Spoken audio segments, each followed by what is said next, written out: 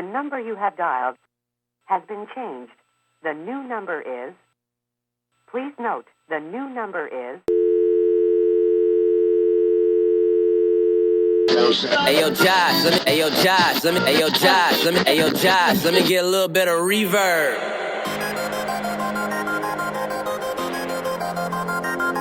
Yeah. J Will. Yeah, I'm about that lifestyle. I talk green work, repping it all over. It's right on the t-shirt. Fan for a lifetime. Yeah, that's a long pass. Figure I would show some love right on the podcast. Turn this up loud and make sure you don't do nothing else. Cause if you're listening to us, then you're improving your health. My name is J Will. Welcome to the show, yeah. Wrestle, flow, yeah.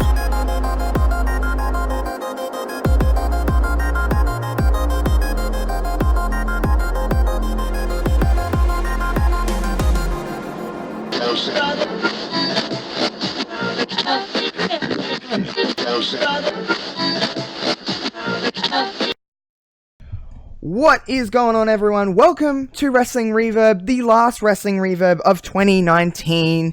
It is everyone needs a little break for the holiday. That's what me and Kevin will be doing. Now, fortunately, Kevin snagged a ticket to the premiere of Star Wars, The Rise of Skywalker, so he's off doing that. Unfortunately, he's not going to be here today, but you may have seen a tweet, you may not have. I'm not running alone. It's the last Reverb of 2019. I ain't going to do this alone. It's just not happening. I hope Kevin is having a wonderful time, because I know he'll be listening. I hope Kevin, well, at this point, I hope he had a wonderful time watching Star Wars. I'm going to go watch it tomorrow, but I do have a special guest, someone that I have not had, well, I haven't chat to in a good 6 or 7 months. Not only that, I don't believe, he'll correct me if I'm wrong, but I don't believe you've been on Reverb in a really long time. I believe it was like February or March since you've been on Reverb, but don't worry, he'll correct me. It's the one and only Mr. Fowl Original. Fowl, welcome back to Wrestling Reverb. How are you today? I'm very well, Josh. Yeah, it must be like February, man. Like it's been a long old time. But yeah, it's nice. I saw the bat signal, just like old times. I was like, I am doing absolutely nothing. Yes, of course I can. Fowl is just watching The Mandalorian, just mind his own business, and I'm just like, hey, I need a favor if you can pop in. And Fowl's like, yeah, no worries. So much appreciated when Kevin steps away. And hey, Kevin's off probably having a grand old time watching Star Wars right now, which have you watched? Are you going to watch sometime soon in the cinemas, theaters, movies, whatever you call it? So confession time. Haven't seen The Last Jedi yet. I'm a massive Star Wars fan.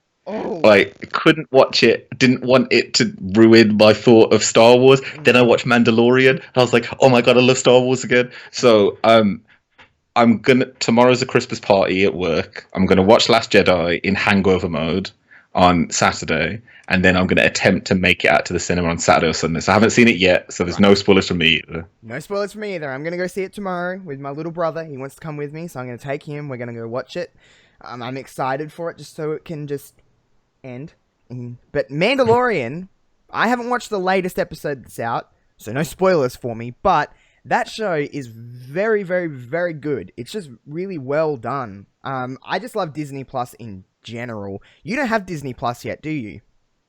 No, I had to watch a different way, but when Disney Plus is available to me.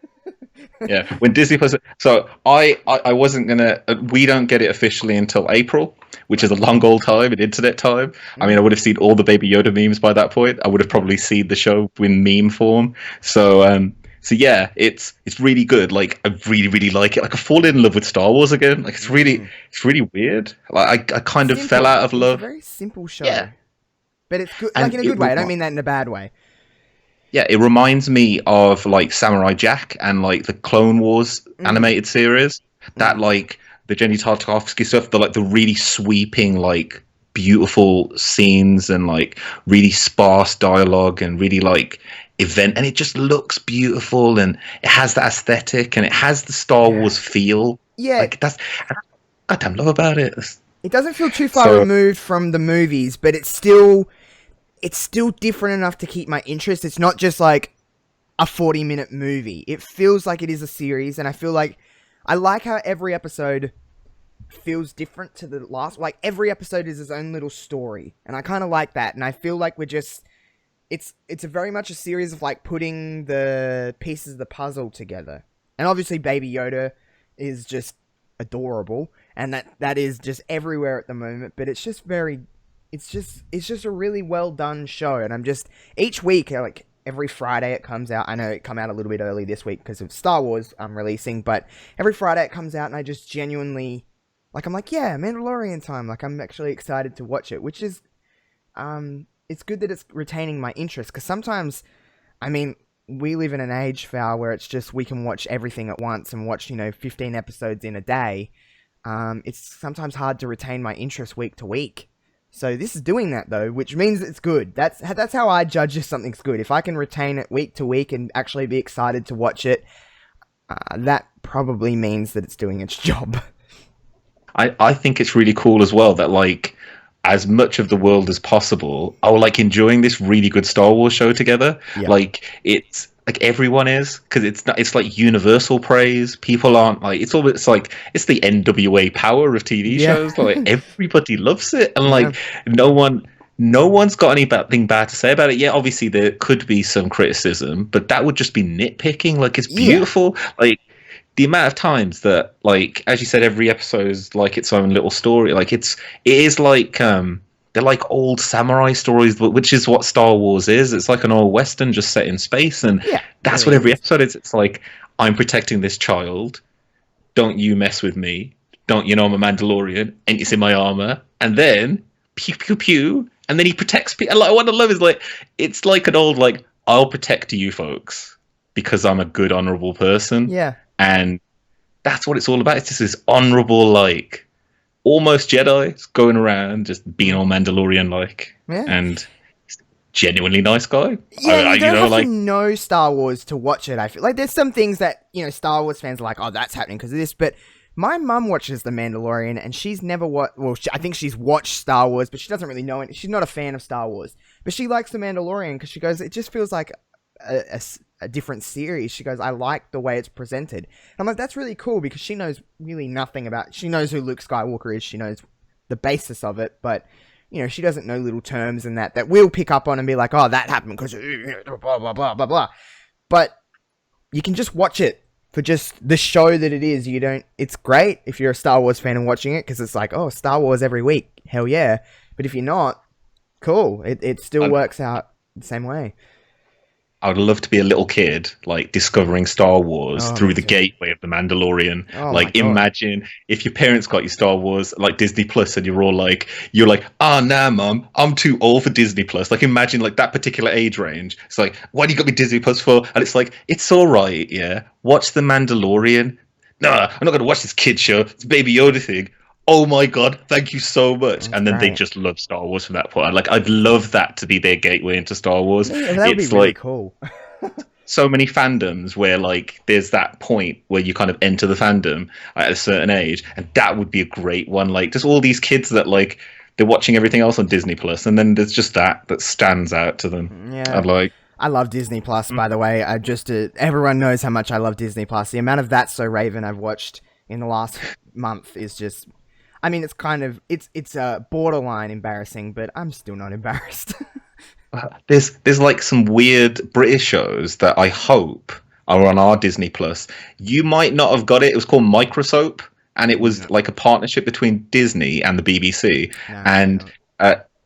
Each episode was like, I think, 6.5 minutes, and then they formed an episode, and like, it used to come on BBC. It's really weird, just really weird thing. And it's like one of those shows that I'm feeling like, well, they probably, Disney would just have it in their archive, and they go, yes, we'll release Microsoap, and like 5 people will rejoice, one of those being me.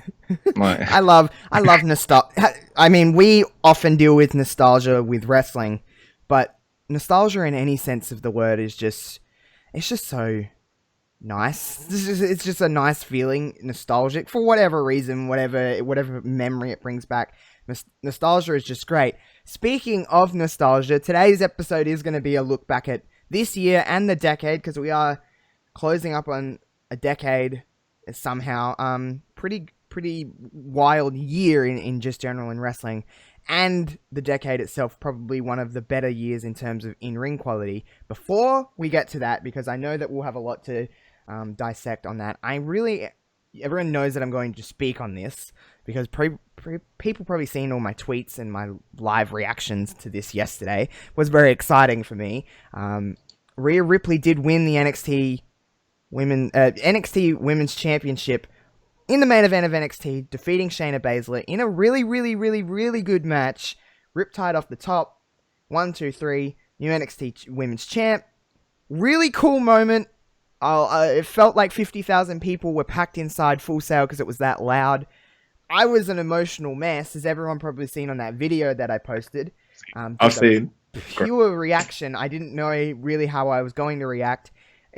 I didn't think I would have a better moment than the Iconics winning at WrestleMania this year, but I did. And it's just like, you know, in wrestling and just in anything, when everything's just timed perfectly and everything's just built up to a certain moment where if it happened 2 weeks later, if it happened 2 weeks before, it wouldn't have felt the same. Like, just everything just clicked. And I just feel like Rhea Ripley is younger than I am. She's only 23. She has a really bright future. That girl has just megastar written all over her. But Fao, unbiasedly, because you're not from Adelaide, but unbiasedly, how did you feel about that moment and Shayna and just everything in that? How did you feel about that? So, I think it's been so well deserved. Like, Rhea Ripley has just killed this year dead. Like, she's gone from, well, I was going to say undesirable. She's gone from one particular version of herself to a much more hard-edged version. And it works. Like, when I saw her at War Games, and, like, I was like, God damn, she's a star. And it was that whole point, I think, where I felt like she could carry the belt. And I feel like on NXT especially, I think she's probably one of the only people built up enough to be able to carry that belt. But just the fact that she's just forged a path through NXT, and as you said, she's so young, and like it means that this is the beginning of her career, and there's already World Championship gold. Like it's crazy, well deserved, and I want to see her run with the ball. Like I want to see what she does next. Like the world is literally her oyster. Like some people would see that as the peak of their career. She hasn't even begun to peak yet. Like no. It's a very scary thought. And like it truly is, because like the thing is we're watching her build her legacy in front of our eyes as NXT is on national television. It's in a space which it didn't inhabit last year. Like last year it was just that web show that all the smarks watch. Like, and some of the people that have the network and go, oh, I'm gonna. It's like I'm not gonna watch a PG rated movie today. It's R rated tonight. Like we're gonna sit in. We're gonna watch Torchwood. We ain't gonna watch Doctor Who. Like that. That's what it felt like. Yeah, it's a very deep cut reference,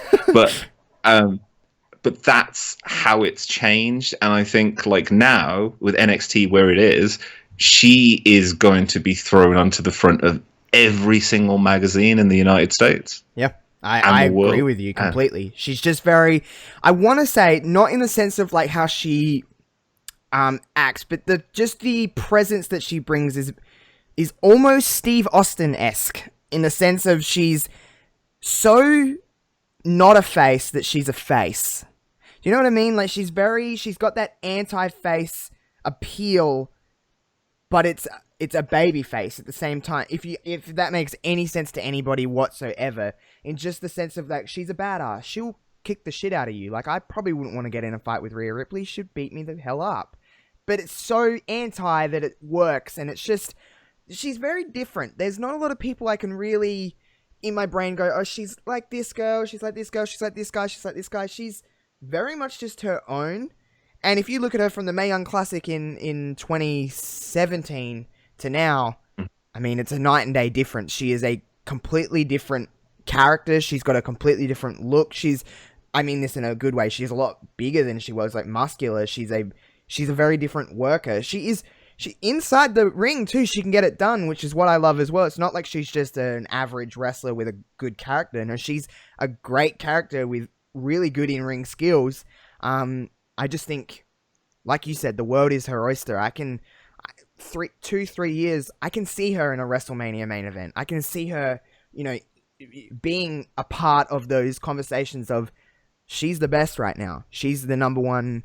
She's everything. I can really see that, and it's just on a personal level. I mean, it's just very much like, as corny as it sounds, it's like you can, if you're from a city in Australia which is not very known, and you're headlining WWE programming, which is still, as much as people will hate me saying this, is the number one wrestling promotion in the world. It's the biggest, it's the brightest, it's got the most lights, it has the most eyes on it. It's pretty crazy to say that, someone who is a year younger than me has just completely grasped the idea of, like, I'm going to make it in the WWE and I'm going to be big. And she was living, breathing proof that really anyone can do anything they set their mind to. As corny as that sounds. But she really, it was just a crazy, crazy moment that I don't know. Wrestling's the only thing that kind of evokes that emotion out of me. But if anyone did see that video of me, I wasn't hamming it up. That's just how I am when I watch wrestling, especially with someone that I feel like is just like one of me, just an Adelaide kid. I think the really cool thing about NXT is, so there's something that people used to call ECW. ECW was affectionately known as the land of broken toys, or the land of forgotten toys, and it was because they were toys that didn't work properly. They were different, like they had like a different feel to them. As people may say, they were a different kind of cat. Like they were just different. And we saw stories in ECW where, like, people like Tommy Dreamer, who shouldn't have won the championship based on his character, won it. Like people like Taz. Like with NXT, we get to see wrestlers win championships, and people who might not necessarily on the not the main roster, not the main shows, but the lateral shows, like the lateral shows, like they're not gonna be in the same league on those shows because they'll become a parody of themselves. They'll have to become a parody of themselves because that's what you're pushing to a larger audience. But with NXT, what I love, like I truly do love, like seeing Rhea Ripley win that championship gave me hope for the championship because I was like, this could go really wrong. NXT could become that place like where Vince just meddles so much that he leaves it a mess and then no one can fix it. But I think that there've been really smart booking decisions. Like I don't watch NXT week to week as much as I would when it was an hour. Right. But what I do see is really great things happening there. And I still watch the takeovers, and that's the shows that I always got pumped up to. And someone like Rhea Ripley now, she's already in the WrestleMania main event if she holds that championship till WrestleMania weekend, because she'll be at TakeOver, and that's the true WrestleMania main event. So, like fans, it is.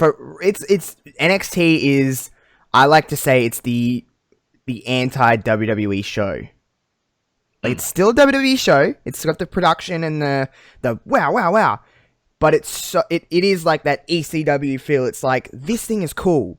And it's just starting to get this now bigger audience, and it's going.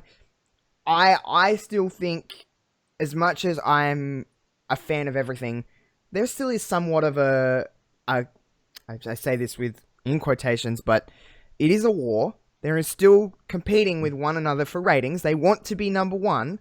And it's the perfect... NXT and AEW, in a lot of ways, are different shows, but they're very, very similar. At the same, they're just good wrestling. And I don't think you can probably say that is the... It's a focus on Raw and SmackDown, but it isn't the key focus. Their key focus is not to go and be like, we want to be a good wrestling show. We want to be a good television show. And I think that's where people get a little bit disconnected.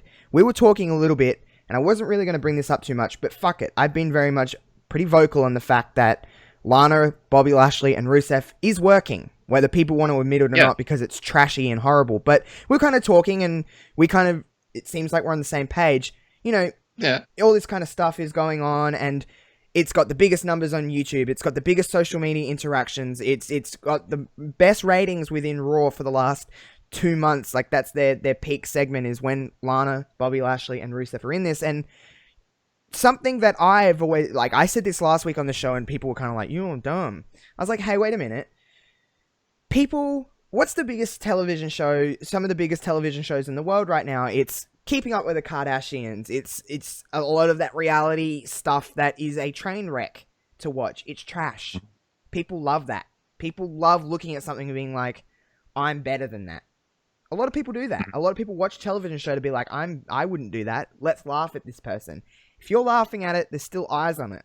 There's still people talking about it. There's still social media interactions. There's still YouTube views. There's still ratings. People are talking about this. And at the end of the day, this is very wrestling. People are like, this is not what wrestling is. It's like, look at all the stuff without some of the craziest stuff that's happened during the Attitude Era and beyond is based on stuff like this. This, to me, is more real life than any wrestling story, because people cheat on one another in real life, and people want to beat the shit out of the person that they cheated with. To me, that's just a simple story. They've just done some crazy things about it. But in 2 weeks, they announced like a wedding or something with Rusev, with Lashley and Lana, and more people have talked about that tweet. It's got more retweets than anything WWE put up in the last day. That, to me, says it's working. Like, we were talking about this before, and I was saying that there's moments sometimes where I get invested in a storyline, or there's moments sometimes where I'm like, fuck this storyline. Like, but this particular storyline, I was seeing it from afar, and I was like, and I said this earlier, I was like, oh, they wasted the main event slot. What a waste of time. That's terrible. Like, but you're right. Like, it got on like traditional TV, that number sank. But on social, and in the places where it truly matters nowadays, on social media, on YouTube, it just got number after number after number. I watched that segment afterwards, because I was like, I need to see it. And then I watched TLC, and I saw the way they presented it, like, and I was like, oh, this is like TM. Oh, and then I remember watching it, and I was like, this is really this is very creative. And I said this earlier on, I was like, this story, like, is trashy, and it's trash, but it's coherent trash. Like, it makes sense. One thing happens, then next thing happens based on other thing. And then we hark back to thing that happened 2 weeks ago to make this story that's happening. Like, I said it in my live stream the other night. I was like, okay, so Lashley's going to win this match, and this is going to be like a rubber match at WrestleMania. They're going to have that, like, this is going to blow off at WrestleMania. This is going to go. If this goes to WrestleMania, then Rusev in 1 year has gone from where the hell's Rusev to himself and his wife getting a really, really good payday for being in being in Saudi Arabia not that long ago. Like, that may have been part of this.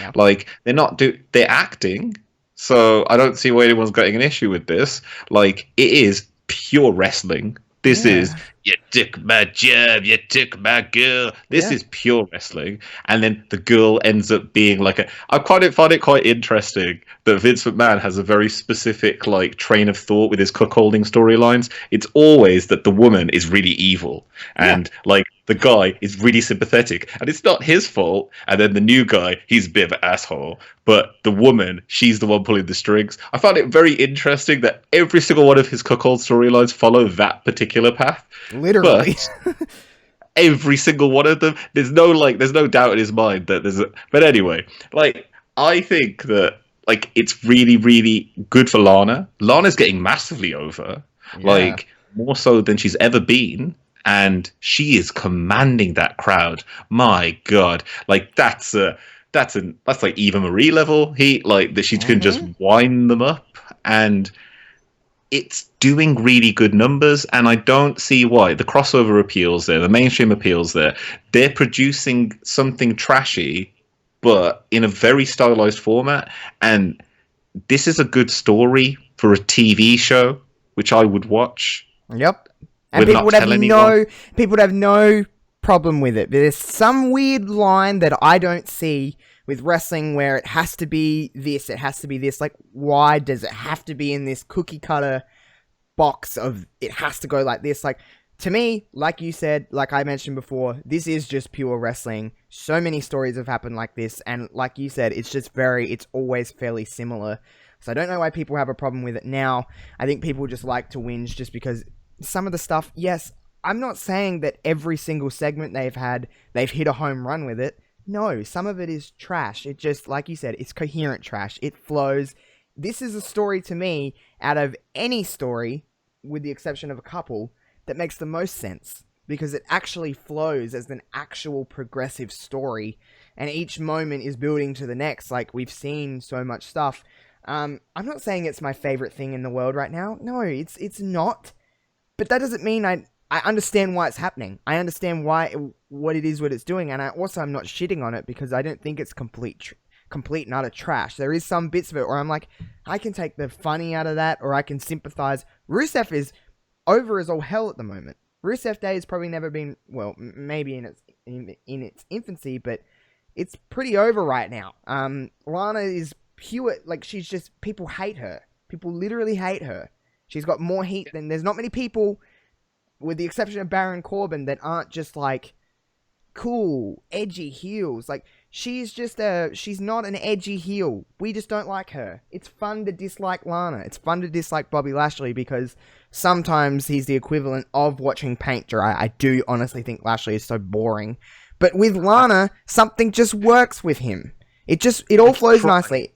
And it's probably all just going to end up with Lana and Rusev back together anyway, because it's wrestling, and that's how wrestling works. Exactly what the big old swerve, big old double swerve at WrestleMania. Rusev wins. I don't know what he wins, and then Lana goes, "Ha ha!" takes off her mask. I was Lana all along. It's like it's a big thing, and it's like that's just how wrestling works. And people are going to wait till that happens, Val. When Lana is end up back with Rusev, everyone, this was a waste of time. I'm like, no. That's called wrestling. It happens with tag team partners, happens with managers, valets, girlfriends, boyfriends, everything. Everyone ends up back together. Every time, everyone ends up back together. So this is going to be no fucking different. It just, I don't know. People just shit on it because it's just obvious to shit on it. Look at the story, you know guys. What? I think the major thing is that, like, if people remember, and like this is why you have to look at it like, is this that people are offended on behalf of Rusev and Lana? Because when you think about it, when you think back, all that Vince has wanted to do is put Lana into a storyline where she's cheating, yeah? And she was, like, her and Rusev, obviously, way back when that storyline started with Dolph Ziggler and Summer Rae. Yeah. Oh, yes. Yeah. And, like, I remember that story, and I remember then, like, specifically seeing that picture on Instagram of Rusev going, "So I married Lana then, but don't tell anyone." And then they got spanked pretty hard for that. Yeah. So, like, there is no one in the world that should be saying, "Oh my God, what are they making them do?" Yeah, because they outed themselves in that storyline. Yeah.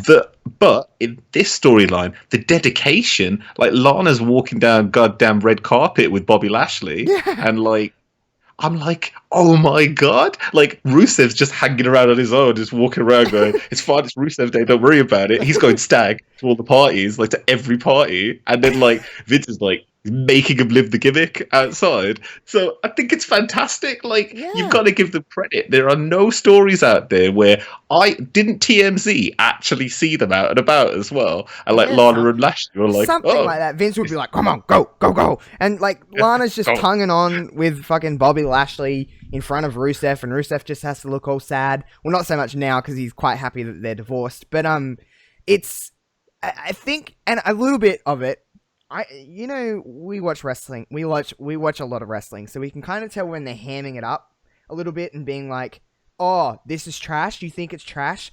Lana and Rusev especially are turning that up a little bit. Like, Rusev's being a little bit more sarcastic towards this story. Lana's being very over-the-top annoying. Like, she's just squealing into a microphone. Like, Lana can speak. We've heard Lana cut promos. She can cut promos. I know people say whatever you want about her inside the ring, whatever. But Lana can cut promos. And I think she's just turning up that dial a little bit to go, "Oh, you think I was really bad in that promo? Well, listen to this. I'm just going to squeal. I'm just going to scream. I'm just going to say the same word over and over again. I feel like they're hamming that up a little bit, and if Heyman or whoever is behind this is probably a more Heyman-Vince kind of story in my mind anyway. That's how this is very Paul Heyman to me. Is going turn that up. Turn up that dial to be that. Give them something to be like, we hate this. Because the idea in any story, I said this last week, is that a babyface is meant to get cheered and the heel, or heels in this case, is meant to get booed. And correct me if I'm wrong, we've got a 100% cheer going on for Rusev and a 100% boo going on for Lana and Bobby Lashley. So therefore, to me, it's a tick in each column. It is such a classic wrestling story that you can, like, the one thing that I love about this story over any other story happening in the WWE right now, I can explain this story to people and they understand. Yep. Like, I can say, so this guy and this woman were married, and then for some reason, and then I won't ever go into it because the actual reason is ridiculous. But then I'm like, so she's cheating on him with this guy. Oh, really? Yeah. And they were married. Now they're divorced. Now this guy's marrying this guy. Oh, and that is why they are having a wrestling match. Oh, great. Thanks for that information, Fal. I might watch this wrestling match. Yep.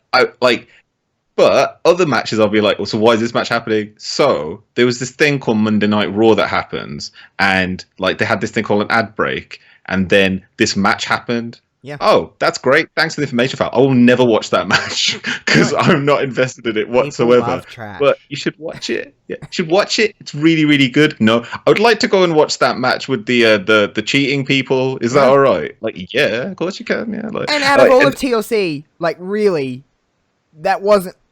It was not a great match. The tables match was not great. However, I don't think this is necessarily designed to be great matches. They're meant to progress the story in this instance, and sometimes that's how I watch wrestling. You know me, Fal.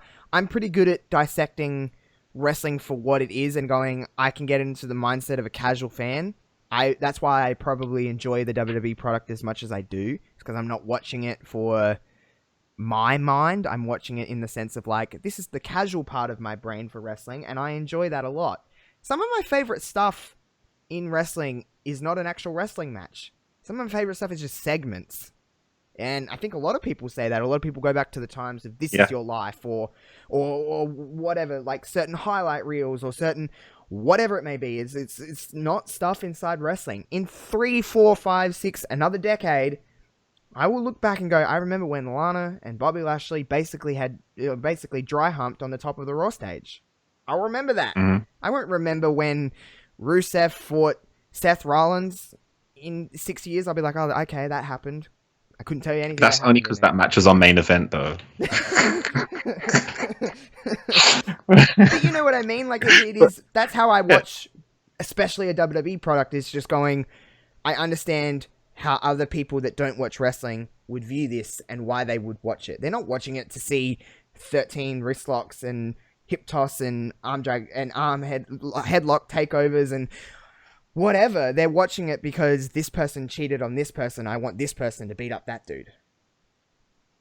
And that's what, like, I've been quite lucky this year, talking about this year, to watch like so many different kinds of wrestling. And I got to see something called Makai, and it's the most beautiful, like, ridiculous but like fantastic kind of thing like I've ever seen. It was professional wrestling but done in a kabuki style, and I believe Hikaru Shida is in Makai, and oh my god, it's insane. And I'm watching it and I'm like, okay, so I'm kind of watching wrestling right now, but I'm watching something totally different.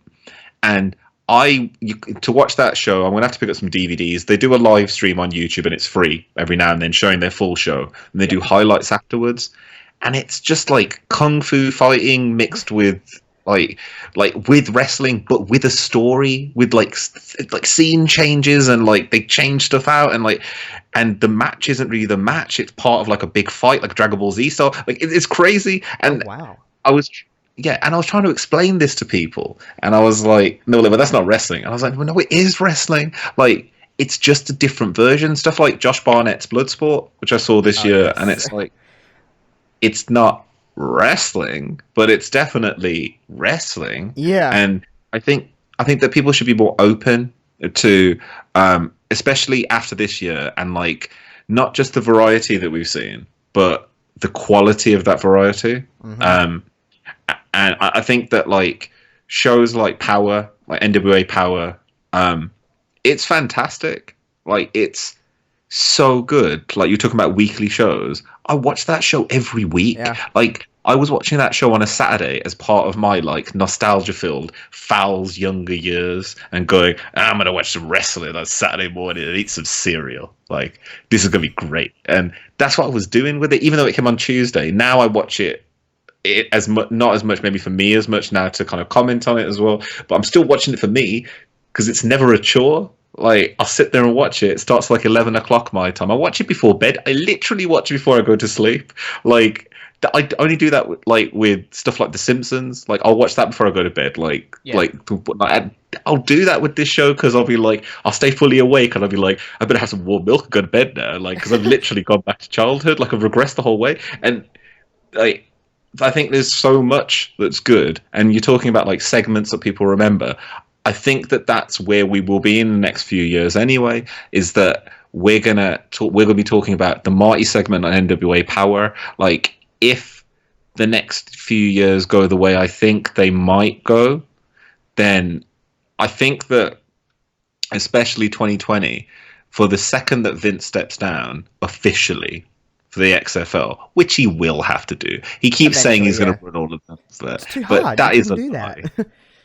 Not even Vince McMahon, who is Vince McMahon, who is there's really no explanation. He's Vince McMahon. He cannot, I could not fathom being able to run a startup football company and a thriving sports entertainment juggernaut at the same time in a week. I just wouldn't, there's not enough hours within the week to do that. And not just that, but both of those businesses and industries that he's in have massive competition. Yes. And one of those industries has massive established competition that are happy to screw him over with one of their own on the side in competition with his other core business, his established business. Like I think that he like this is the one thing that I remember thinking about the whole Vince McMahon thing. Like he didn't realize how hard he was going to get screwed. Like he did the XFL thing, and I think he went to people and went and then people went, "What? Vince is leaving the throne. Oh, let's jump in there." And Tony Khan went, "Oh, well, I better jump in there." And like that is really smart. Like you spotted an opportunity in the market. You're a young entrepreneur, and you've used the connections and the networking and everything that you've built up yourself with your own two hands. Yeah, he got a little bit of a head start from his dad, but end of the day, he put this together. It's still it doesn't matter how you get there. It matters how you stay there.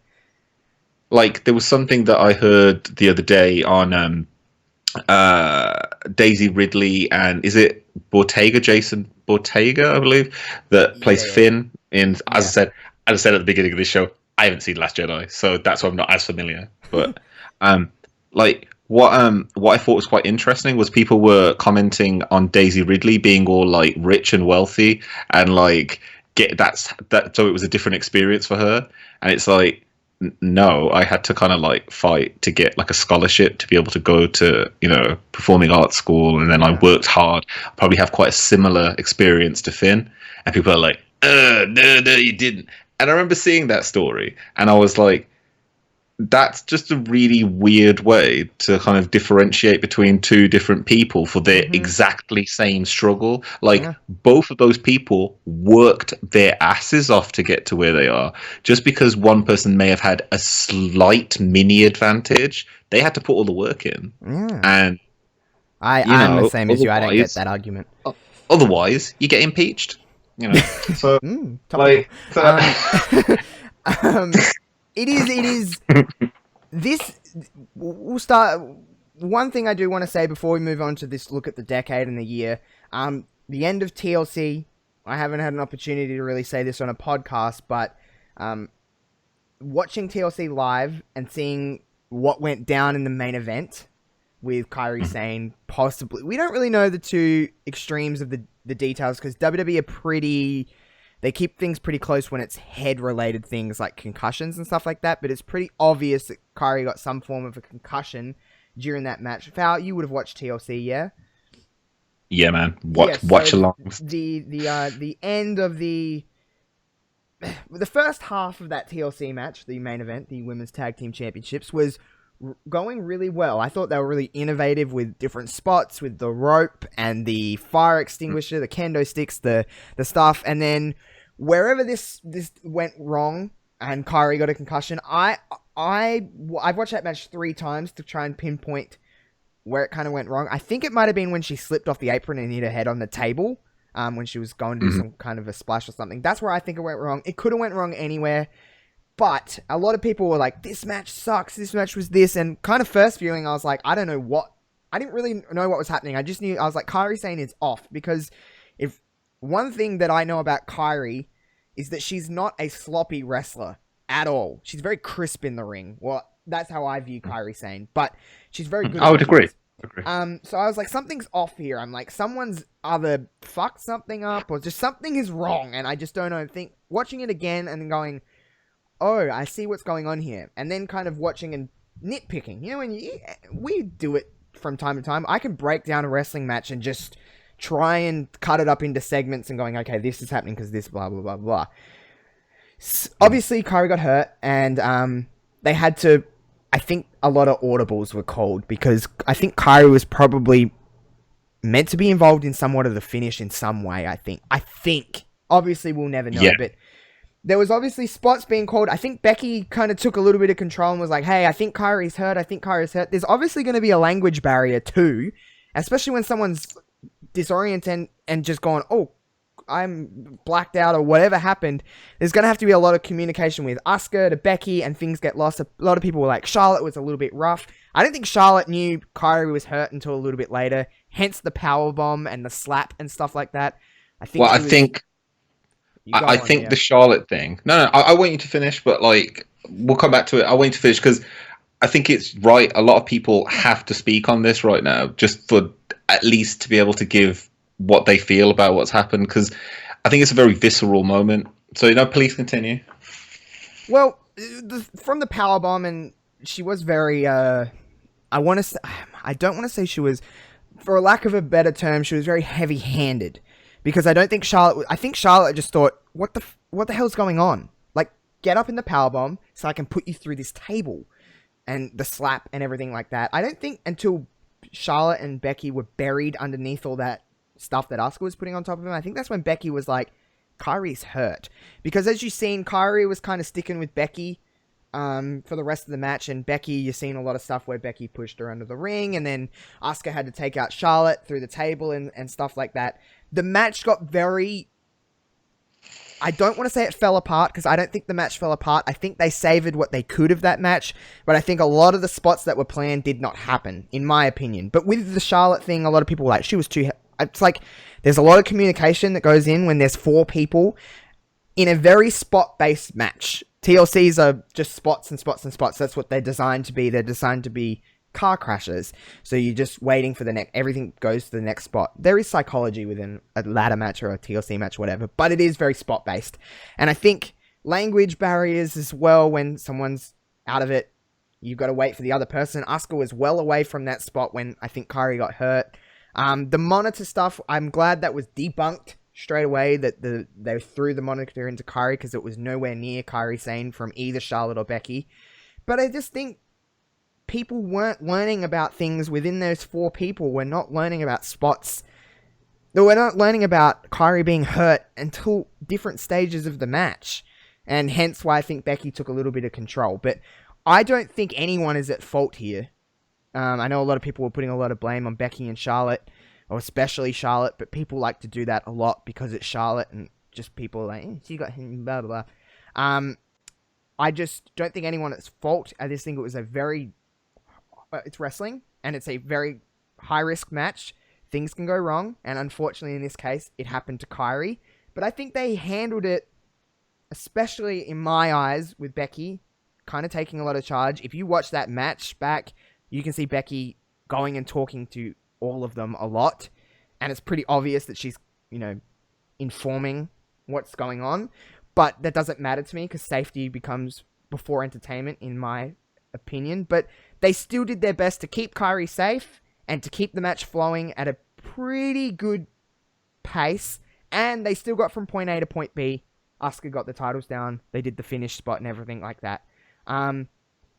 That's all I'll kind of say on it. What do you think about everything that happens? Do you agree? Or do you think maybe Charlotte was a little rough? Do you think it kind of just fell apart and was just a mess? So no, it's really interesting to hear, like, because I share a lot of what you have to think. Like, I was watching it live. I was doing my watch along, and as I'm doing it, I was like, oh, this match is the main event. I'm really excited. And I was really fixated on the whole match. And then there was a point in the match, like, I didn't notice it live, but there was a point in the match when Charlotte put Kairi through the table with the powerbomb. And I remember, and I winced. I was like, oh, Kairi took that really weird, didn't she? Yeah. Like, it wasn't like a normal powerbomb. Like, Charlotte had to basically lift her, like, as dead weight onto her shoulders and then throw her down. It wasn't even, like, release. She threw her through the table and Kairi held onto her. And I was like, I remember seeing it and I was like, that's gonna hurt Kairi. I didn't realize that at this point she was already out. And like later on with Charlotte, like, heavy-handed is probably right. I think that a lot of what you said, the language barrier, is probably like a major issue in that situation. You know, when English isn't your first language and you've just been knocked loopy, you're probably gonna dip back to your first language. Like, I've seen that in many situations, and the only person in that match that will understand you natively is going to be Asuka. So you watch that match as well, you see there's certain points in that match when Asuka goes over to her, is like, you're right, and she's a bit like, no. Kairi's then, like, when Asuka, when she got slammed through the table, sorry to interrupt you, but when Asuka went over to Kairi after Charlotte basically. Another reason, before I say what I'm going to say, I think Charlotte had to really throw Kairi because she is a lot light. She's very light, so you have to really put her through the table. You're not allowing... Kairi can't rely on her weight to go through a table. You have to be slammed through a table to go through this table. So, and I think with the sandbagging, I think maybe Charlotte got a little bit angry. Like, what the fuck are you doing? Yeah. Let me put you through the table. And, you know, emotions are running. You're going at... You don't want anyone to make you... You want to work together, and I think that's just where that's where I kind of stand on that. But when Asuka went over to Kairi and was, like, you know, talking to her, like, probably asking, like, you alright? Like, dude, like, something's wrong. And you just seen Kairi look at Asuka, and it was just, like, a glazed look, like, something's fucking wrong. Yeah. That's where I kind of noticed it. Before that, I didn't really... Especially on the first watch, I was like... I don't really know what's going on here. I was watching with people, and everyone was kind of like, something's wrong. And I'm like, I don't know. Something's just off. But anyway, you're right about you're right about the crispness of Kairi saying and everything, and that's why at that point I was like, "Shit, something's up." But then again, like in my mind, I was like, "God damn it, they work at us." I was like, because then, as you say, like, okay, on the second watch back, I understand that spots were changed, but that spot when they buried them. I'm sure that happened after Kairi got knocked out, and that was a pure stalling tactic. That was like, what the hell? Because I remember even on commentary, they were like, oh, Asuka's making sure that Kairi's back before she even goes to attempt to. She's being really smart. She's making Kairi the lookout. Oh, Kairi's the lookout. It's like, no, Asuka said, get in the ring with me right now. Are you all right? No. Okay, I'm going to go get the titles. Can you just stand? Are you all right to stand? Yes. Stand there, and I'm going to keep an eye on you. And I'm going to go grab the titles, and we're going to get back to the doctor right now. And you can see it. Yeah. And that was, to me, it showed several things. One, you talk about Becky going around. She's a goddamn locker room leader. Truly. She's not that she saved that match, but you're talking about emotions running high. I think that Charlotte must have thought, yeah, she's sandbagging me, she's messing with me. What the hell is going on? I'm gonna put her through this fucking table right now. I think that's what she was thinking in her head. Put her through this table. Yeah, you know, like, or you know, there must be like beforehand. It would have been that some of the spots. It would have been maybe you're right. Kairi would have said, "You got to put me through the table," and it's like, I can't not put you through the table. I have to. Like, I've started the powerbomb. I must finish. I'm not just going to put you down. That would just look awful. Yeah, that would look weird for both of us. And so Charlotte did slap her about a bit, though, which I don't know if she was... It did feel like they made contact, but at the same time, was she? Are we, like, projecting that onto her? Are we projecting... Okay, so, like, I come back to stuff like New Japan, yeah? When we see Kota Ibushi take a goddamn, like, neck bump on the apron, yes, that's very dangerous. Yes, we all think that he's going to be should be in a wheelchair after that, but he makes it look so good that we have that, like, that the deception again. I think of the word now. This suspension of disbelief. Yeah. So with that, I was like, and we've seen this before, when wrestlers are like knocked out or whatever, wrestlers will go over to them and start giving them the boots. They're not actually giving them the boots. They're just like, oh, you seem to be really, really weird. What's happening? Let me just kick you a few times and shout down. Are you all right? No, I'm not all right. Okay, cool. I'm going to get someone to come help you. Like, just seeing that camaraderie, that kinship, like, it was quite beautiful. But the way that the WWE dealt with that was a little bit iffy. And I think that not coming out and saying it, I think that it's something that should be said these days. Like, it truly is, because if you're trying to promote a company that's trying to promote themselves as responsible, I think that you have to, because if Kairi Sane's back on, like, we've got the Kelly Klein situation in ROH, like, we know that there are concussion protocols within the WWE. Like, that's not an issue. And it's more about the fact that at what point should the entertainment stop, and at what point should it continue? So if at that point, like, going back to like AEW, like last week on AEW, not last night but the week before, there was a Texas street fight, between the Bucks and Proud and Powerful, and in that match, like, after him being the Elite, and on Twitter as well, Matt Jackson's like, oh yeah, Nick had like the flu and he was like totally wiped out. Doctor gave him some vitamins. He's gone out there and he's put on a show. However, if you watch the match, they took Brandon Cutler out with them as well, and he took a few bumps. He took that crazy bump off the stage through the stage. I think that might have probably been for Nick. And they just went, we're going to do this bump. You know what? Let's not put him through that as well as the match. Brandon, can you come out and just take this bump?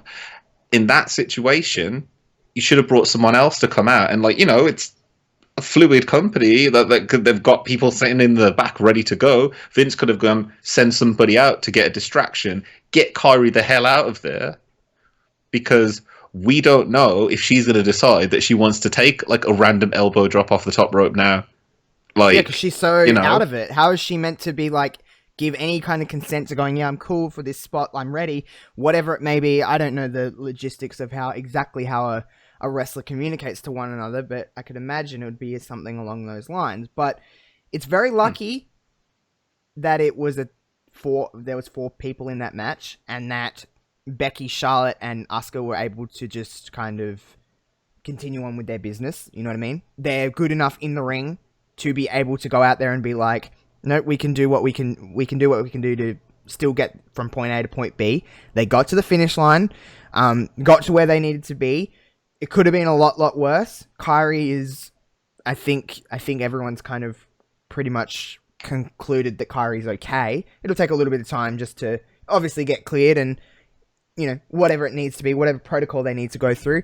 I do think they did the best job they could.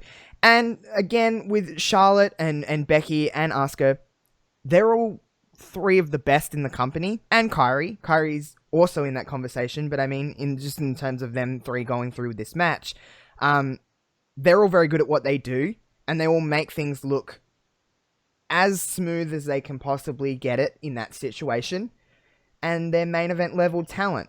So a lot of people that were like, this didn't go right, this, whatever. We don't actually know what the spots were meant to be. How do we know that powerbomb, that I would assume would have been planned through, was meant to take out Kairi out of the match anyway? How do we know that? We don't know that. Exactly. We don't know how a match is meant to go until we see it. So therefore, from our point of view, that is the match that they planned. That is the match that they presented. That's really all that we should be saying. I understand that spots probably did change, but we don't know at the end of the day. We don't know anything.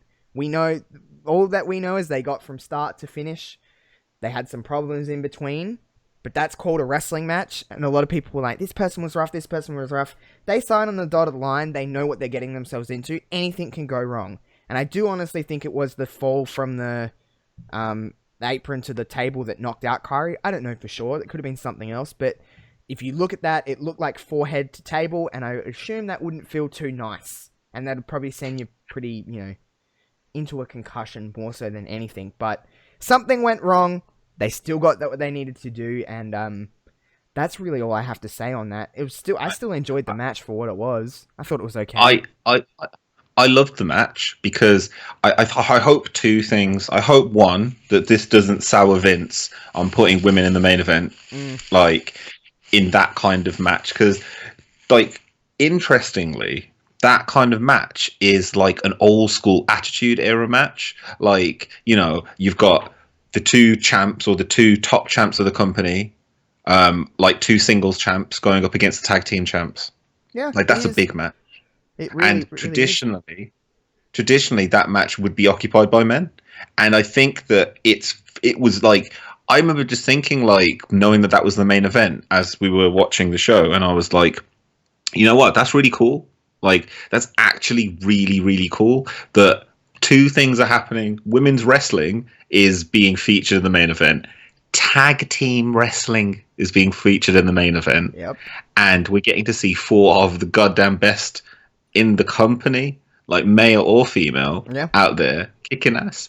And I remember thinking, that's really, really awesome. Like, that's really, really cool. And I hope that it doesn't sour Vince on thinking that, because there is a perception, and I'm sure that perception is probably coming from Vince, that there are certain women that he doesn't want in the main event. Oh, yeah. And so, like, if any of those particular women do something that may cause him to have to rewrite stuff, probably wouldn't want to feature them again. And the person I feel worst for is Kairi, because if she's injured for a long time, and if this whole discussion continues for some time, then Vince might have to say, well, I'm just not going to feature her for a while. And it sucks because Kairi is so good at what she does, by the way.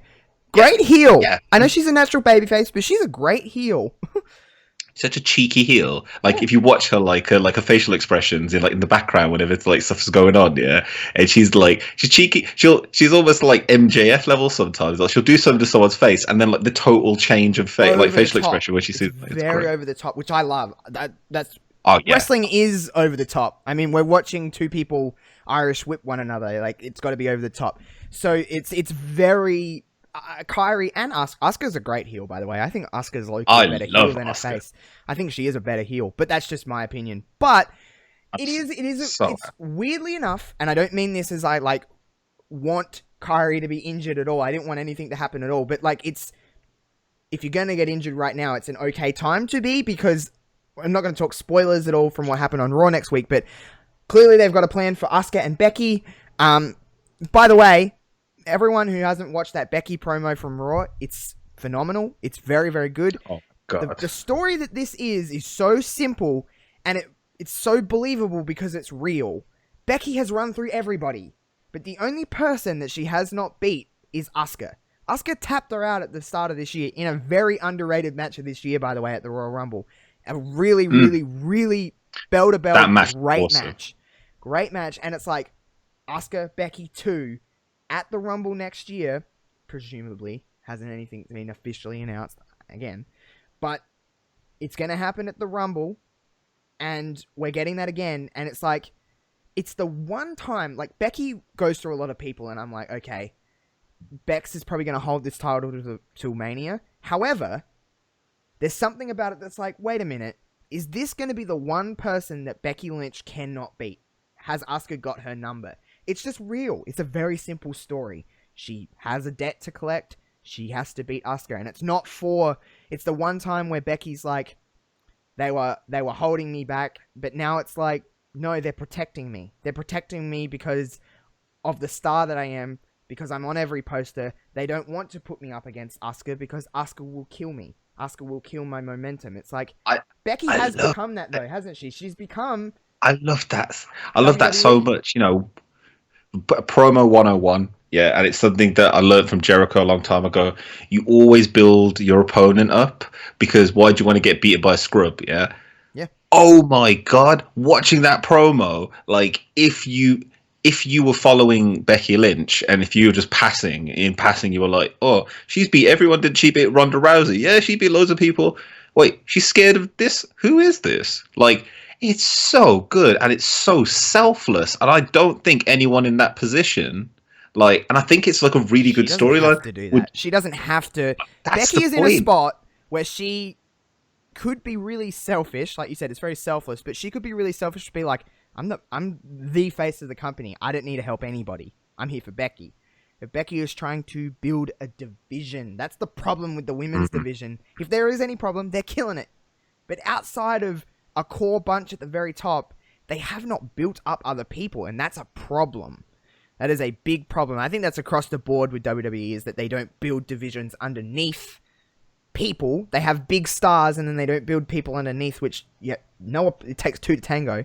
But Becky has become not corporate. I don't want to say she's corporate, but she is very much like, at the start, she was very anti-WWE. She's like, I'm going to break through the ceiling. She's busted through that ceiling now, and the company have realized that. She's on all the media. She's in all the interviews. She's on all the posters. She's on the cover of video games. She's the champion. She's the man. No pun intended. They are trying to protect her now. You know what I mean? In the sense of a story of like, she's too valuable to us. Don't kill her. Asuka can. Asuka's made her tap out. So it gives legitimacy to wrestling as well. Like it's such when you're talking about like NXT being like the anti WWE. This is the anti Ronda Rousey. This is like, when Ronda did the whole promo where like, well, I could beat you anyway because blah blah blah because it's real and stuff. This is like that they're protecting me from having a match against someone, because even though in kayfabe I'm the best and stuff, in kayfabe they're better than me. So like you're building up the mystique, and this is that whole like bringing it back to like, this is the Attitude Era. This is like a corporate rock. Yeah, or like a Stone Cold saying like, oh yeah, they're not letting me, like they won't let me, but you know what, god damn it, I'm going to take you down. Like, I don't care. Like, I don't care. Like, I don't care if I win or lose. I need to prove it to myself. Yeah. Like, it's a very simple story, very like real wrestler. And it is real. And for fans like us that have been watching since last year, we go, yeah, Asuka, like, what happened to her? Like, she got screwed up. She's got so much to say in this story as well. Like, and I truly hope they let her say it. Like, the way that they've been treating Asuka and Kairi Sane by allowing them to speak their native tongue. I love that. Like, subtitling it. On that one. I'm so happy about that. Like, it stopped because the thing is we're gonna read those subtitles. Yeah, we're not like a society that's that ridiculous. That's gonna go, well, there's words on the screen. Screw this. Like, if we care, we're gonna read, and they make you care. And so emotion so outdraws any language. I can feel emotion with their promos. I can say it's like some promos they're trying to be sarcastic, some promos they're trying to be funny. It doesn't really matter the context of the words. It matters the context of the emotion.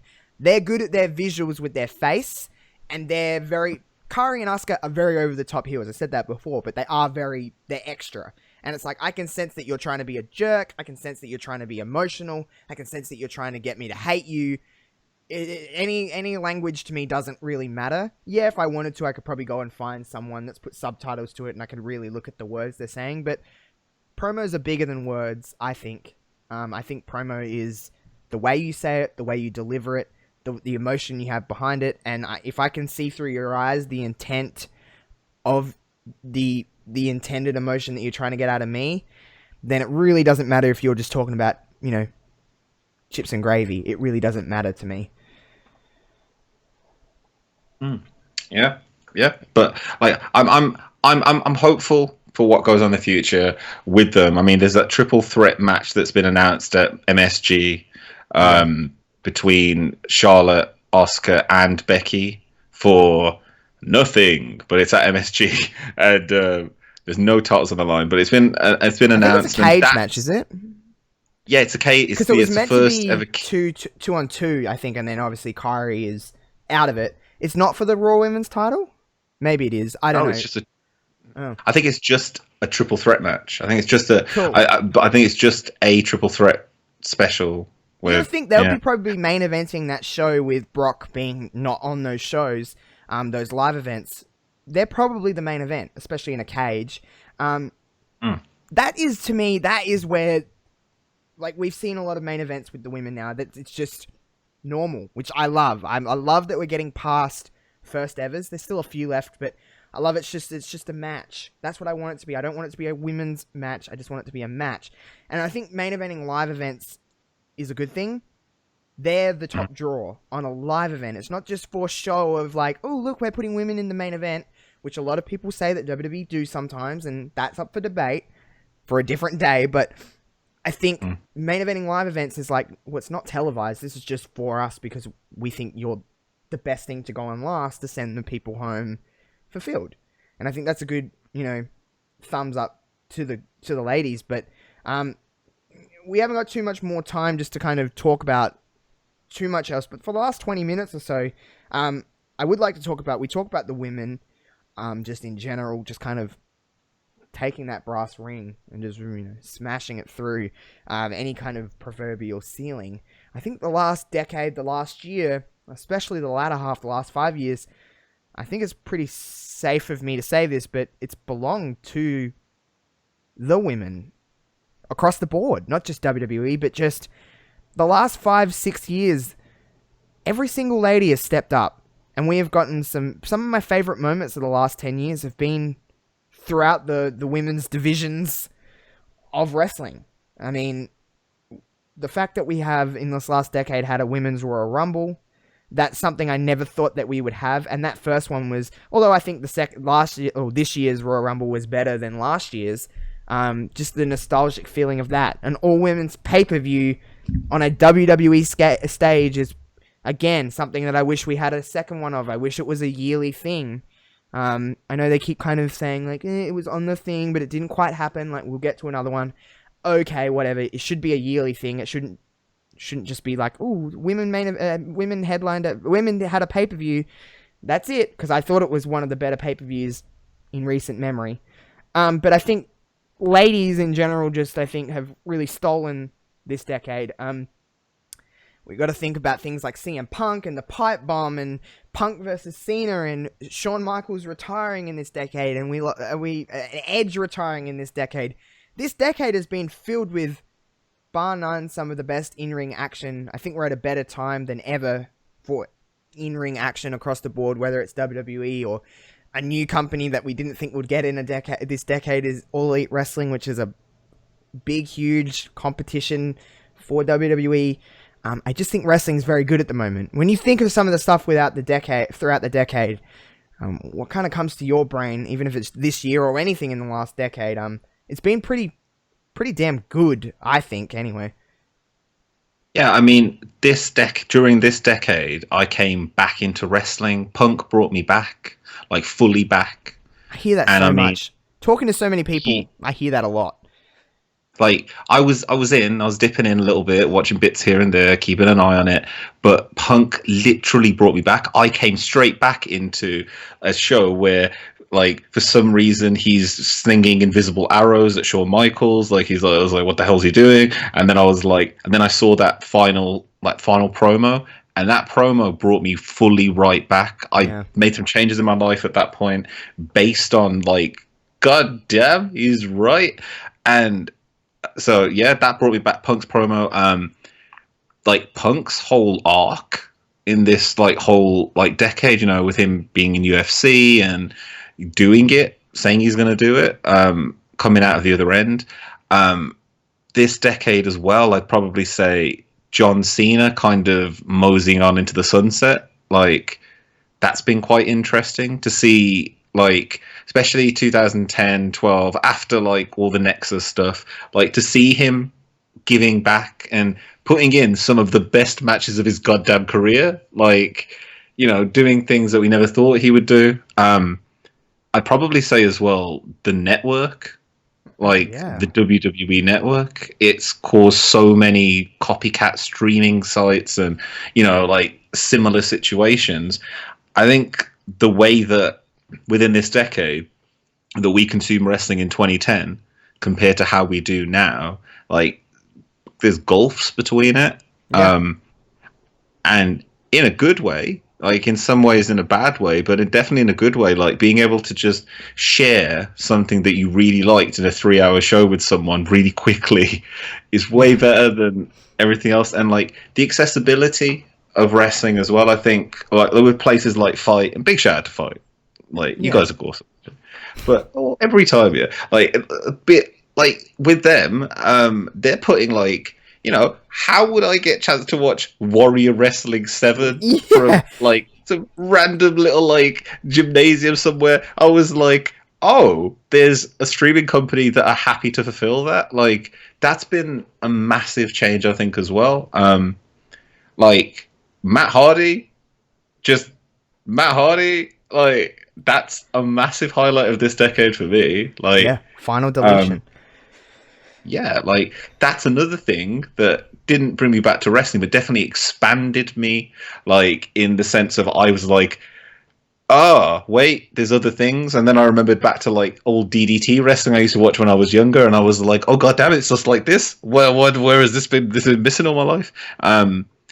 I think definitely a highlight for this year, you've mentioned it, this decade, is All Elite Wrestling. Seeing the journey of Cody Rhodes and the Bucks. Like, I mean, this time will, for me, be like really underlined by like New Japan as well. Like the rise of New Japan from this small kind of, you know, really niche company to one of the top 5 wrestling companies of the world. If not vying for that second spot in probably in money, and cultural relevance within wrestling, within Japan as well. Like, I mean, Kazuchika Okada is going to carry the Olympic torch. Yeah, I seen that and I was like, holy shit.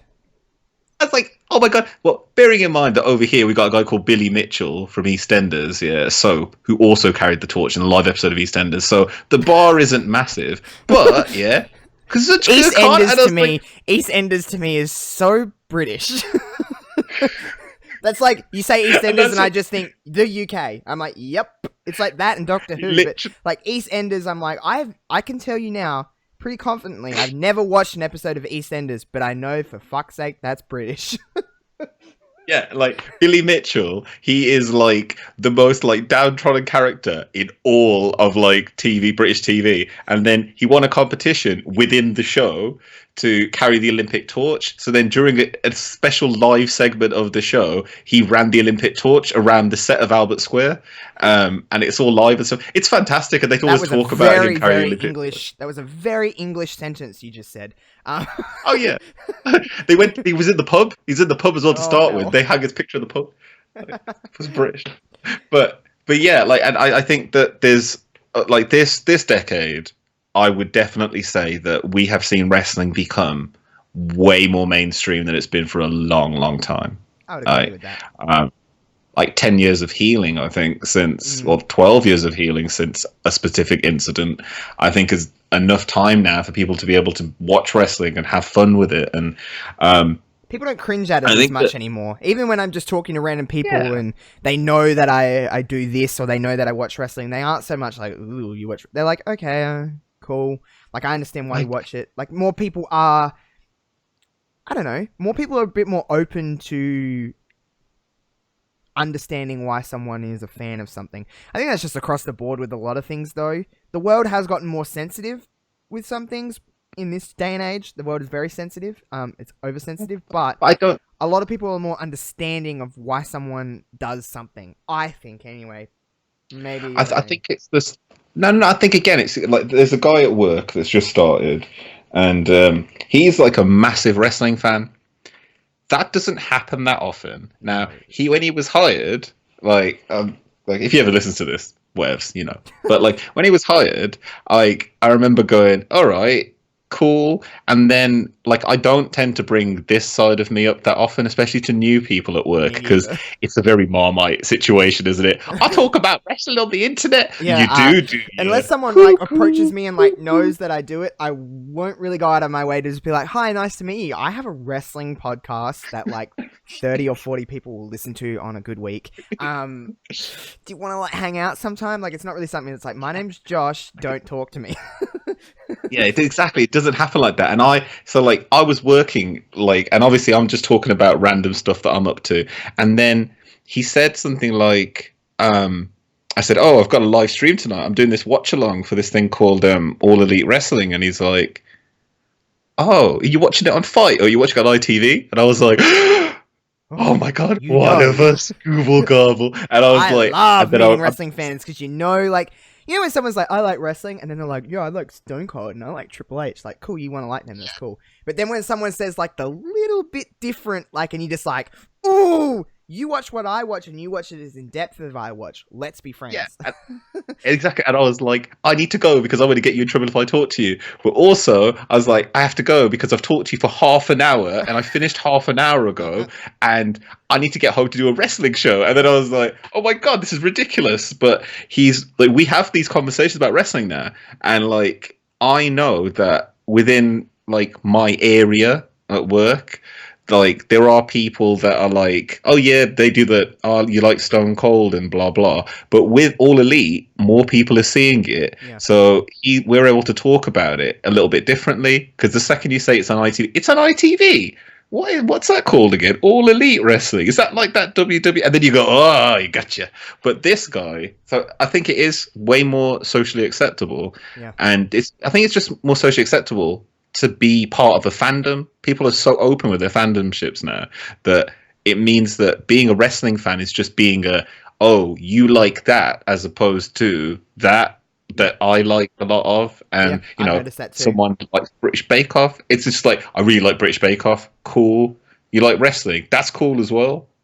I don't like it, but I like that you like it. And I think that's something I think this decade has brought us as well. Like that we can all, not all the time on Twitter, but more often than not, we can say, I like this wrestling, and someone else says, I also like this kind of wrestling. Yeah. And then there might be 10 people. We focus on the bad, but more times than not, that is the case. It's like, cool, you like what you like, I'm going to like what I like. I like that from people. Yeah. And like that's something that I really have found from this year, is that, it can be a bit of a fire sometimes, like a trash fire, a tire fire even over on Twitter. But there are so many voices out there that are actually truly positive. There are so many people out there that really do care, and there's so many people out there that just like that you want to talk about wrestling. And I think that it's really cool. Like, you know, when I was younger, it was like this to an extent. And it's really awesome to know that there's like people like of your generation, like old man foul speaking, but people of your generation are able to to experience it, like be able to see like Chris Jericho, you know, randomly on this talk show talking about wrestling. Like, that doesn't happen really with the WWE. They're very like specific. You will be on the same show that everyone is on this Good Morning show, on this. All Elite's a little bit more like open, and we're getting to see, like I was talking earlier on about over here in the UK, like Triple H is really trying to put over NXT UK, probably on BT Sport. They've probably signed a deal to put it on there, I would think. And he had Gallus. Is it Gallus? Yeah. I know who you're talking about. He had those guys at the BBC Sports Personality of the Year, like, because they were nominated for something, and I was like, God damn, Triple H. Like, I saw that posted up by Tom Colohue, and I was like, they're already invading. They're invading our BBC. Like, we're gonna see them everywhere, and like, it's cool to know that they're going to be fighting over this. They're fighting over our time, and like, especially in the UK, I think it's a really big battleground, you know, for getting the rest of the world to maybe follow along with some of the stuff. And I just hope that, you know, we never got the WrestleMania over here, but we sure as shit are going to get ourselves a big old AEW show next year here. Like, that is a guarantee. You're getting that next year. You're definitely getting that next year. Hopefully we're on the cards too. I think that'll be more so in the next 5 years. Australia's always last. Australia is always, whether there's the 3 big markets, I feel, or 4 really big markets for wrestling. It's in the United States, North America, the UK, Japan, and Australia. And I think we're just like the ones on, like, we get it last, but we do eventually get it. But I think AEW will be the ones that run some kind of a big show here eventually. I mean, we had Super Showdown a couple years ago, well, last year, but it doesn't look like we're getting anything else from WWE anytime soon. You had the New Japan show. You had that New Japan show, Southern Showdown as well, didn't you? Which was a really big show. I mean, you know, storyline-wise, that was a massive show. Yeah, we had that, and we do get stuff. It's just a little bit later, especially like North America and the UK are stuff. I really don't know why they're not running a lot more shows, like pay-per-view quality shows, or WWE should be running network shows from the UK. That's what the network is for. It's for time zones and stuff like that. It's not like, are we going to be able to sell a pay-per-view at this time of the day? No, it doesn't fucking matter. Just put it on the network. People will watch it whenever they want. I mean, that's how I see it.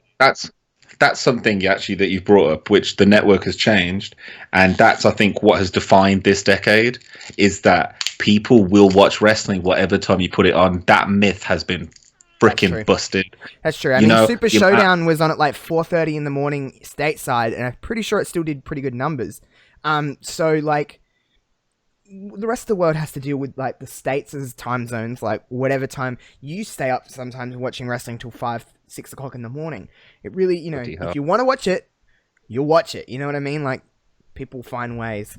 But this decade's been, especially this year, has been pretty wild. This decade has been pretty wild, you know, just the world in general. I mean, I've grown up in this decade. Like, I was 13 years old at the start of this decade, so I've grown up with wrestling, and I've grown up to appreciate wrestling. I'm a very different wrestling fan than I was at 13 than I am now at 24, or 14 to 24. It's pretty crazy to just think about that kind of stuff and just go, man, I've grown up with this, and I've become more appreciative of other styles of wrestling. In 2010, I was watching Raw, I was watching SmackDown, I was watching WWE pay-per-views. A lot of people probably think I do the same thing, but no, I'm watching AEW, I'm watching Japanese wrestling, I'm watching Stardom a lot lately. Shout out to JPQ. I finally started watching Stardom, and it's a lot of fun. I'm just watching a lot of different things, and I'm just a different wrestling fan than it was. But, I mean, I would say, overall, this decade, this year, has been pretty fucking great. This year has been one of, and I will say, this year has been one of the best years of my life. Personally, like, it truly has. Like, I think briefly spoke about this before. Like, last year at this time, I was chasing the 10K dragon. Chasing the 10K Twitter dragon, and like, it was so different. This year I've been like really fortunate that people still remember me from last year, and that I've been able to try to do stuff. Like, obviously real life's got in the way and shit's happened along the way, but this year, to be able to tangibly show people that shit that I'm doing matters. And I mean, people IRL, you know, like, obviously there's, as content creators, I think Kelsey said this, big shout out to Super Kicking It with Kelsey. She's great. What a lovely lady.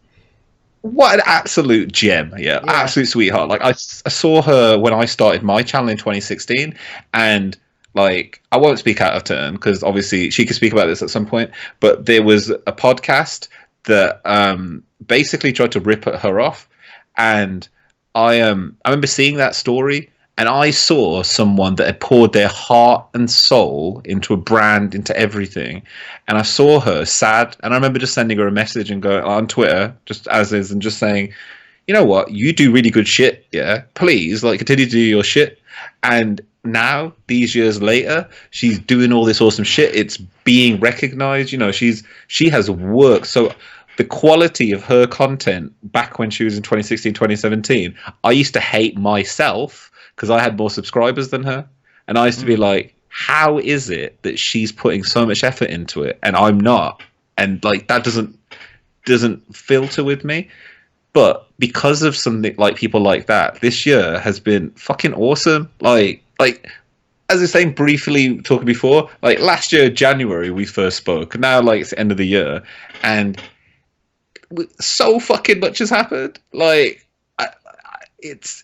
there's just, I think that as a content creator, as a wrestling content creator, even though I hate saying that, like as a wrestling content creator, it's like, because it just feels weird. Like, it's just, I am like, and like I do interviews randomly and stuff, and like I'm able to show people, especially people that like 2 years ago were like, oh, what the hell are you up to? I can show them something that I'm doing, like, and it makes sense.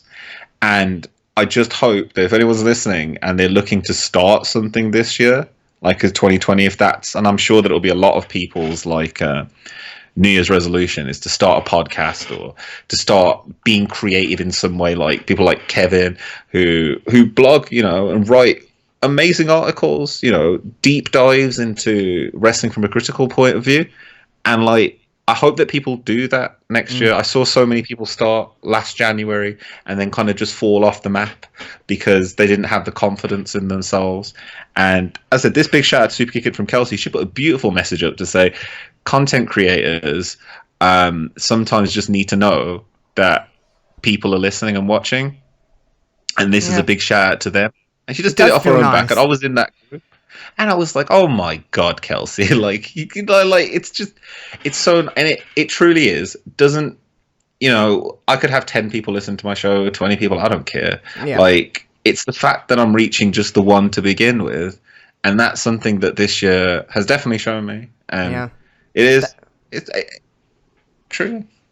That would be, I've said this a few times on this show or just on people's shows I've guessed. I really can't remember. I can't even remember what I had for breakfast. So my memory is pretty bad, except with wrestling. But anyway, it's the thing that I've take from this year the most is that from January to now, I've gained a great deal without being a complete, you know, big-headed up myself prick. There's a fine line. I've gained a lot of self-confidence in what I do. I'm pretty confident in the stuff that I produce now as opposed to January. Like in January, I was like, I'm not good at this. I don't believe anyone that says I am. I was like, I don't know if I'm going to keep doing this because I just don't think it's very good to listen to. As opposed to now where I'm like, I know what I produce. I know that I produce good content. I'm always looking to get better. The more people I talk to, the more often I do this, the more comfortable I get in this. That's when I improve. And I'm just the level of comfortability with this without going into too much comfort where it's just like boring. I'm just enjoying what I do. And I know that people like what I do, but it is nice. I don't care if 2 people like you. I don't care if 1-2 people listen to this or if, you know, if it was 40,000, that doesn't matter to me. What matters is that sometimes it is nice just to have like someone quote tweet and go, hey, look at this episode. I'm listening to this right now. It's like, cool. I'm doing what I need to do. Then someone's listening and feeling appreciated in anything you do is always nice. Just here and there, it is nice to go, hey, you're doing a good job. That's why I'm always kind of like, I do genuinely listen to a lot of these podcasts. And it's like, I know as a content creator, I know that I like when people just go out of their way and just say, hey, I listened to this show. It was really freaking good. And I'm like, thank you. That's all I do pour of my, like, I'm literally recording right now my morning. And it's like, I get this done, I go to work. It's not like it's something that's just like, oh, I have some time, so I'm just going to... No, it's now to the point where I make time to do this because I enjoy it that much. And that's how much I like doing this. And I talk to people at all different times of the day because I'm not talking to people from where I live. I'm talking to people like Fao, who's in the UK, or I'm talking to people over in the States. And it's like, I like to make the time for people, and I like to put in the work for this because, like you, Fowl, you put out good content, and there comes the time where you just go, I understand that my content, you have to have some kind of confidence in what you're putting out. And I think that's what this year has taught me, is to actually it's okay to say, I'm putting out stuff that I know is pretty good.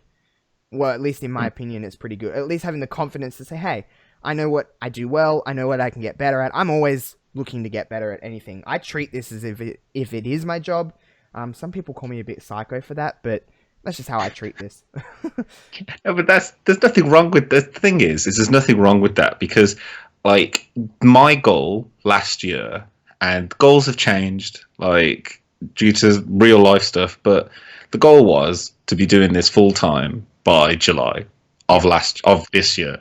Now the reason why was because of real life things that are happening now, because I had a time limit. So I had a very specific plan that I had to be at a certain level by July. If I didn't reach that level, I was going to be sad, and I was. And it didn't matter because I was still doing this. And then I took a little bit of a break in the sense of actively going out and like searching for people to work with. And people just said, hey, what are you doing? And I was like, oh, what do you want to do? And I had no confidence, like, because I was like, oh, God damn, like, you know, I've ruined an opportunity that I had. And I screwed it up, god damn it, and I just pulled right back. And I remember like specifically like messaging loads of people and going like, I've got this really big thing that I want to do like soon, and I've got an idea, and I messaged everyone. And the second that they all started messaging me back, I was like, but I haven't got any time to do any of this. What the fuck did I message them? Yeah. But it was because I was at that point so confident in what I was doing. I was like, well, I can obviously do all of this stuff, but I've taken time this year to know that what I do is good. It is good enough. Like, you know, that's, I think the biggest struggle for like, and that's why I hate saying content creator, because it pigeonholes you into a certain category straight away. Yeah. Like, but as an artist, and that's what we are really. Yeah. You know, anytime that people produce something that they're putting out into the world that they have no control over how people critique that's art. So you're not wrong. You're putting out art, you know, you're putting out art every single week, and it doesn't matter if 20 people listen, because if 5 of those people critique you and they give you even the tiniest bit of shit, you might go, you know what, this is it. I can't do this no more. And I've been able to ride through that. I think the other day, someone came to one of my live streams and said, is all you're going to do talk about the show that's happening? I'm not going to watch this. And I was like, like you die a little bit inside on live show. You just like, oh, he doesn't like me. And like, you know, and I'm doing like 7 hours straight sometimes. So after a bit of time, you're just like, is there anyone in here that still likes me? Is there anyone still here? And, you know, you have that moment. But I think that yourself now, and like, you know, and I spoke to you at the start of this year, and to where you are now, there's a gulf of difference because you have confidence in yourself. Yeah. And I hope that, like, you know, like you're doing stuff and people can see that you're doing stuff and you're a recognizable character within wrestling Twitter and as a content creator, like all of us. But you know, it's. I think it's cool to. I think you said something to me not that long ago, back in summertime. Like, it's like I got quite precious about not doing certain projects because I was like, I don't want it to fuck up. Yeah. And you were like, well, you know, you shouldn't worry about that. And I was like, but I really, really do. Like, I really, really do. And this is going to be my summer's soul search. And I'm going to spend the summer, like searching for Spock. Yeah. I'm going to spend the whole summer, like, re-energizing, realigning, figuring out what I'm going to do.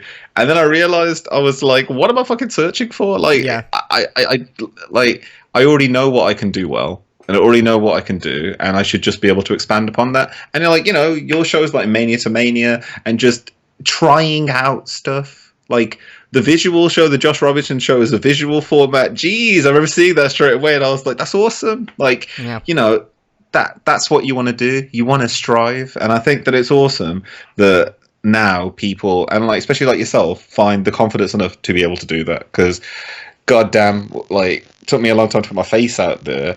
But my stupid ass goofy voice, like that took a hell of a lot of time to do, like, because I was like, my natural voice is probably closer to this, and it's It's a bit weird. I don't like it. I don't like it. It's just this. I think I said this earlier in the show or in our pre-chat. I don't remember, but you always reflect at this time of year because it comes to the end of the year and you're like, oh, what's this next year going to bring? And I just want more of this again next year. I just think I'm personally, and with this stuff and just professionally, just everything across the board, I'm just in a very transition period to get to the next step. And that's not a bad thing. Transition is great.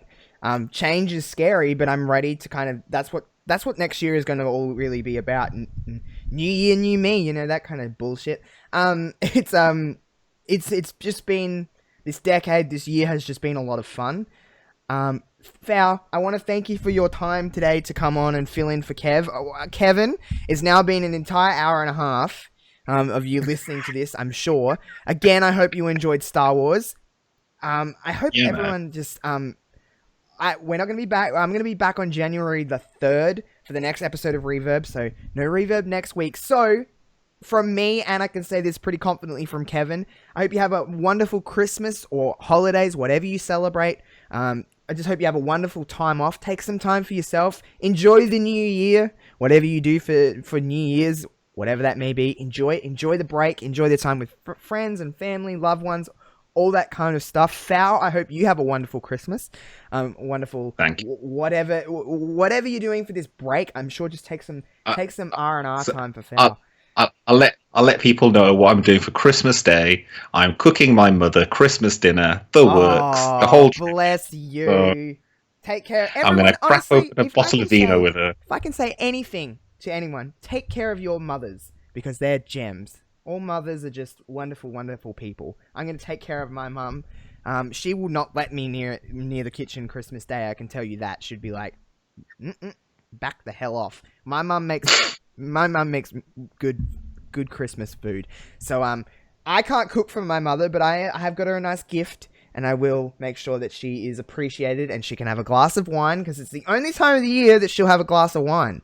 So mum's going to enjoy that Christmas Day. But I hope you have a wonderful Christmas, New Year's, a break, whatever you're doing, just have a break. January 3rd is when Wrestling Reverb will be back. Fal, this is your chance at the end of this episode. Where can people find you if people aren't following? Have you got any plans that you need to unleash? The floor is yours for the next minute or so. Thanks, Josh. Dude, this was awesome, man. Like, I love coming on to talk with Josh because it is just like picking up from where we left off. Yeah. But yeah, no, I mean, if you want to find me, you can follow me at youtube.com/FoulOriginalWrestling. So that's a place you can find me. And also Twitter @Foul_original. I do live watch-alongs, and I've got the show The Weekly Wrestling Recap, which happens every Wednesday and Sunday at 8 p.m. GMT, 3 p.m. Eastern. Now, that show is moving, kind of, but just subscribe to the channel and you'll see what happens. In the new year, I'm looking at hopefully relaunching the website properly. So if you go to fouloriginal.com, you might see some stuff happening on there. And also archived episodes of Remote Wrestling that I need to start editing that will happen over the New Year's time as well. So, yeah, there's loads of stuff that I've got putting out. But what I especially say to people is just check me out on Twitter. Like, I'm always active on there, do giveaways and stuff like that. And every now and then have wrestling chat. But yeah, sometimes when I'm talking about Mandalorian, but like, yeah, what I would say to everyone is if you want to find me is just whistle. You know how to whistle, right? Etc. Like, that's a tweet joke. That's a Twitter joke. That is, yeah. Like, that's an old school deep cut Twitter joke. Oh, Fal, he never ceases to amaze me.